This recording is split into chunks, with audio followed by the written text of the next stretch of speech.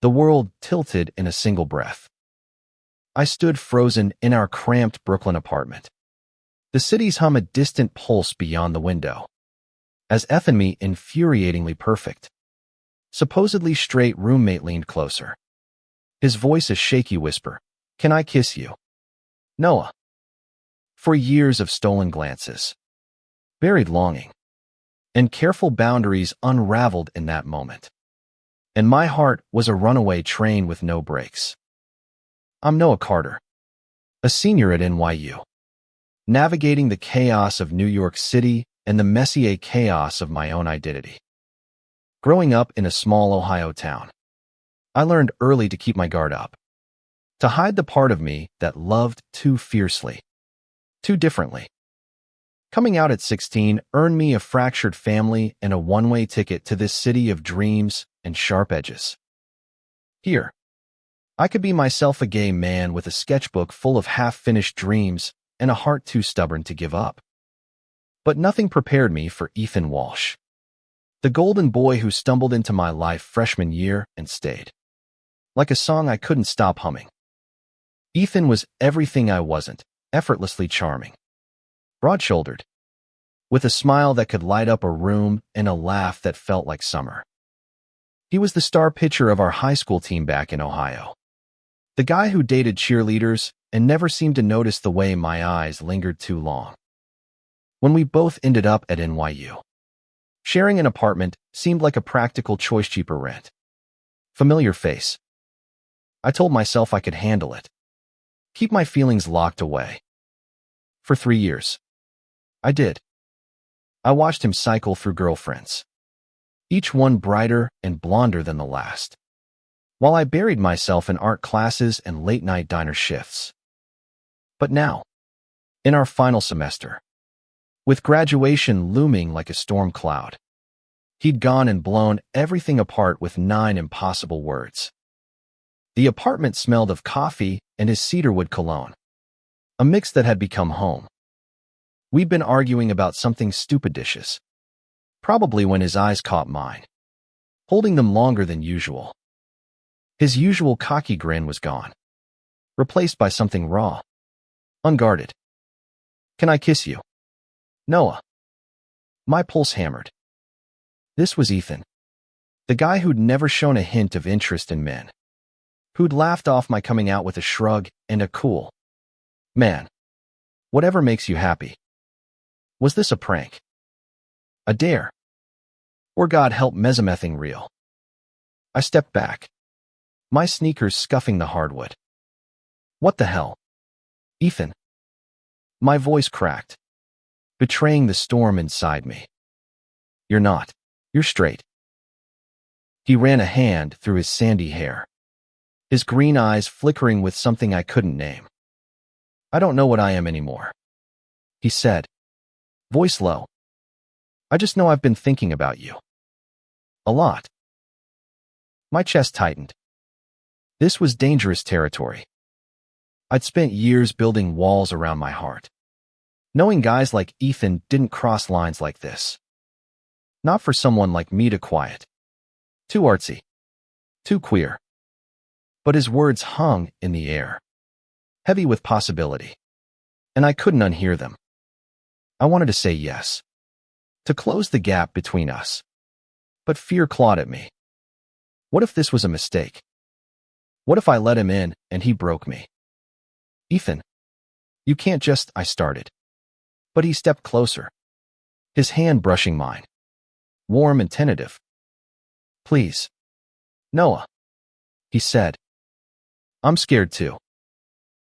That admission, his vulnerability, cracked something in me. I'd seen Ethan fearless on the mound, charming in crowded bars. But this was new. My resolve wavered, but I held firm. We need to talk about this, I said, my voice steadier than I felt. Not just, jump into it. He nodded, stepping back, but his eyes didn't leave mine. Okay. But I mean it. Noah. I'm not messing with you. That night, I barely slept, replaying his words, His touch. The way his gaze had felt like a promise. New York thrummed outside. Alive and indifferent. While I lay awake. Wondering if I was brave enough to find out what came next. Morning light sliced through the blinds, painting stripes across the apartment floor. I woke with Ethan's words echoing in my skull. Each syllable a weight I couldn't shake. The city outside buzzed horns blaring. Lives colliding but inside. It was just me. My coffee. And a heart that wouldn't settle. I avoided Ethan all day. Skipped breakfast. Took the long way to campus. Buried myself in figure drawing class until my hands ached. But his confession clung to me like damp air after a storm. By afternoon, I was a mess of nerves, sketching jagged lines in my notebook instead of faces. I'd spent years convincing myself Ethan was off limits, a straight line I couldn't cross. Now he'd blurred that line, and I didn't know where to stand. Back at the apartment, I found him sprawled on the couch, scrolling his phone, looking too normal for someone who'd flipped my world upside down. "Hey," he said, sitting up, his voice softer than usual. "You okay?" "Am I okay?" I dropped my bag by the door, folding my arms. "You dropped a bomb last night. Ethan. What am I supposed to do with that?" He stood, rubbing the back of his neck. "I don't know. I couldn't keep it in anymore." His eyes searched mine, earnest in a way that made my chest ache. "I've been thinking about you for months. Maybe longer. I didn't know what it meant until recently." "Months?" I laughed, sharp and bitter. "You've had girlfriends, Ethan. Plural. What changed?" He paced, his sneakers scuffing the floor. "I don't know how to explain it. I've always liked you more than I let myself admit. Then this summer, when you were interning at that gallery, I missed you. Like, really missed you. I started noticing how I felt when you were around. How I wanted." He trailed off, cheeks flushing. "I sound like an idiot." "You don't," I said, softer than I meant to. "But this is a lot. Ethan. I've spent years trying not to feel this way about you." His eyes widened. "You, what?" I cursed under my breath. I hadn't meant to say that. But the truth was out, raw and exposed. "Yeah, Ethan. Years. I've been in love with you since we were 17. The silence was deafening. His mouth parted, but no words came. I wanted to bolt, to escape the vulnerability of that confession. But my feet stayed rooted. Finally, he spoke, voice barely above a whisper. "Why didn't you tell me?" "Because you were straight." I snapped, then softened. "Or I thought you were." I didn't want to ruin Thesis. The friendship. The apartment. Everything. He stepped closer. Close enough I could smell his cologne. "I don't want to ruin it either. But I can't stop thinking about you. Noah. I don't know what I'm doing. But I know it's real." My heart pounded. But doubt gnawed at me. Was he just confused? Experimenting. I'd seen friends get burned by curious, straight guys. And I wasn't about to be another casualty. "We need ground rules," I said, voice firm. "If we're doing this whatever this is, we go slow. No jumping into anything physical until we figure out what you're feeling." He nodded, relief flickering in his eyes. "Slow. I can do that." That night, we ordered pizza, sat on the couch, and talked for the first time in years. He told me about his confusion, the way he'd started questioning himself after a teammate came out last year. I told him about the fear of losing him, The way I'd painted him in every portrait I'd never shown anyone. It wasn't a resolution, but it was a start. Fragile and terrifying and alive with possibility. Days bled into weeks, and the apartment became a strange new world. Ethan and I tiptoed around each other, our usual ease replaced by a charged awareness. Every glance, every brush of shoulders, felt like a spark waiting to ignite. I threw myself into my senior thesis series of paintings exploring identity. Bold colors clashing on canvas like the mess in my head. Ethan, meanwhile, was quieter, his usual bravado muted. He'd stopped flirting with girls at parties, stopped bringing anyone home. Instead, he'd linger in the kitchen while I cooked, asking about my art, listening like he was memorizing me. One night, we walked to Prospect Park, the city's noise fading into crickets and rustling leaves. He talked about his family, the pressure to be the perfect son, the perfect athlete. They'd lose it if they knew, he said, kicking a pebble. My dad especially. He's got this idea of who I'm supposed to be. I nodded, the weight of his words familiar. My parents haven't called in 2 years. I said. They said I was a phase, that I'd grow out of it. He stopped walking, his jaw tight. That's bullshit. Noah, you're not a phase. You're you. My throat closed up. I wanted to grab his hand, to tell him how much that meant. But I kept my promise to go slow. Instead, I said, you don't have to have it all figured out. Ethan, just be honest with me. He looked at me, eyes bright under the streetlights. I'm trying. I've never felt like this before. It's scary, but it's good. Back home, he showed me a playlist he'd made, songs about longing, discovery, courage. I laughed, teasing him for being sappy, but my chest ached with hope. We were building something, fragile but real, and I wanted to believe it could last. But doubt lingered. Friends noticed Ethan's change, the way he stuck closer to me. Whispers started in campus, at parties. Is Ethan gay now? What's going on with them? I ignored it, but Ethan tensed every time someone joked too loudly. I wondered if he was ready for this. If I was. One evening, he came home late, face pale. My coach asked if I was okay. He said, voice tight, said I've been off my game. I couldn't tell him the truth. I sat beside him, our knees touching. You don't have to tell anyone until you're ready. But you have to be ready for it to change things. He nodded, his hand finding mine, squeezing briefly. I know. I just want to get this right. That night, I painted Hima's silhouette against the city skyline, all shadow and light, searching for himself. It was the truest thing I'd ever created. Spring break hit, and the city emptied out, leaving Ethan and me in a quieter, more intimate version of our world.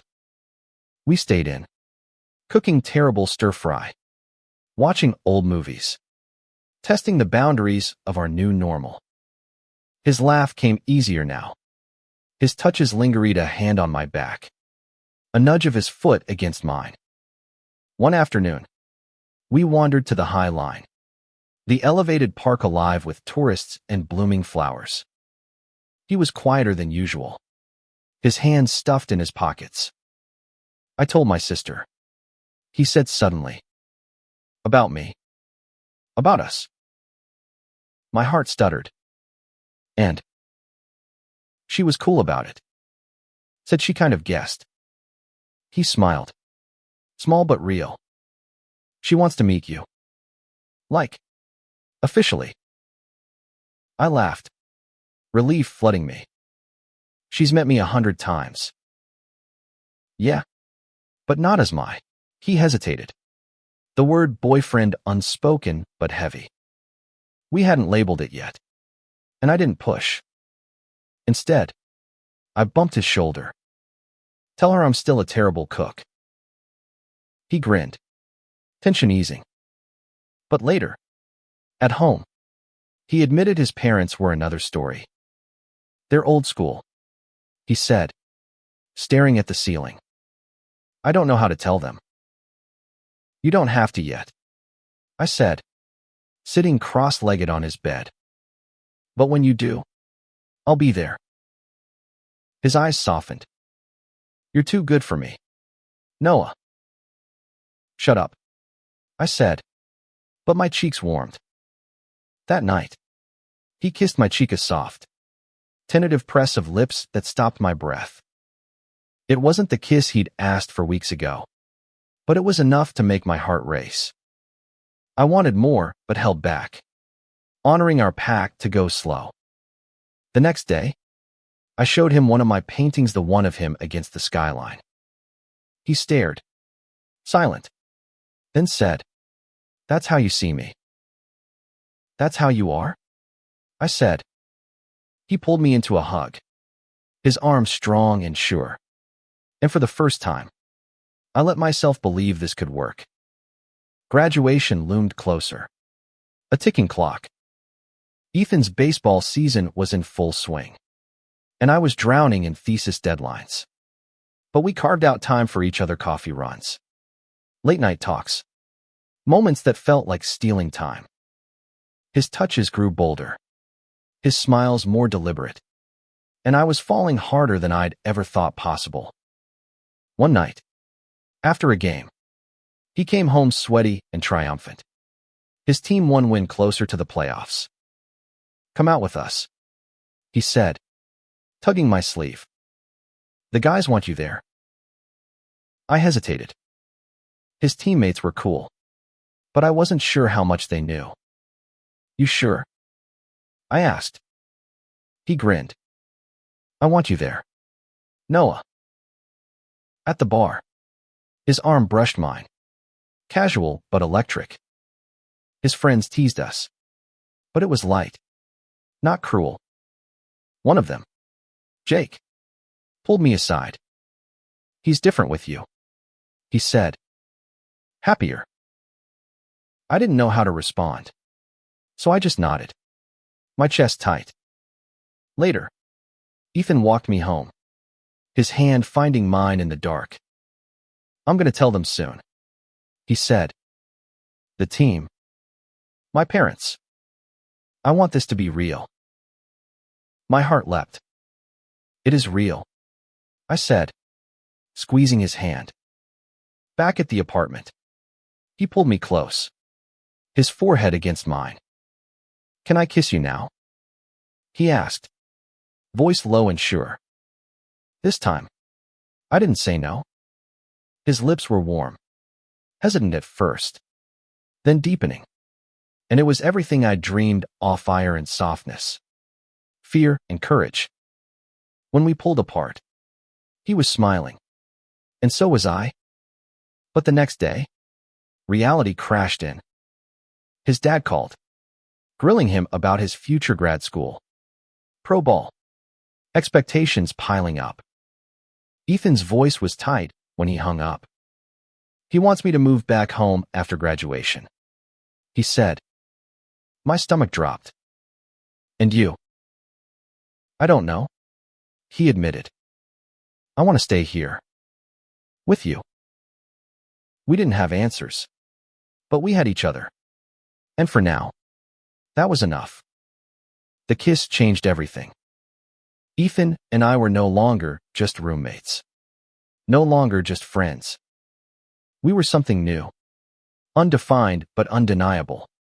And the city seemed to hum with ivory streetlight. Every subway rumble echoing our shift. We spent nights tangled on the couch, kissing until we were breathless, talking until dawn. He told me about his first Crushaw boy in middle school he'd pushed out of his mind. I told him about the first time I saw him pitch, how I'd known even then he was trouble. We laughed. We fought. We learned each other in ways we hadn't before. But the world wasn't as kind as our apartment. At a team party, someone made a crude joke about us, and Ethan froze, his jaw tight. I grabbed his hand under the table, grounding him. Later, he said, "I'm not ashamed, Noah. I'm just not ready for everyone to know." "I get it," I said, though it stung. "But you can't hide forever." He nodded, pulling me close. "I won't." My thesis show was a week away, and I was a wreck, pouring everything into my paintings. Ethan came to the studio, watching me work. "These are incredible," he said, studying a canvas of fractured colors. "You're incredible." I blushed, brushing paint off my hands. "You're biased." "I'm right," he said, kissing me softly. But tension crept in. His parents were coming for graduation, expecting the son they thought they knew. I saw the fear in his eyes, the weight of their expectations. "What if they hate me?" he asked one night, voice small.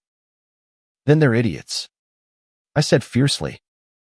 "But you're still their son, and you've got me." He smiled, but it didn't reach his eyes. I painted that night, his face in shadows, praying he'd find the courage to be himself. The thesis show was chaos, gallery lights too bright, voices too loud. My paintings hung bold and raw, each one a piece of me. Ethan was there, in a button-down that made my heart skip, his smile steadying me. "You're a rock star," he whispered, squeezing my hand. After, we celebrated at a dive bar, his arm around my shoulders. His teammates showed up, and to my surprise, he didn't pull away. Jake raised a glass.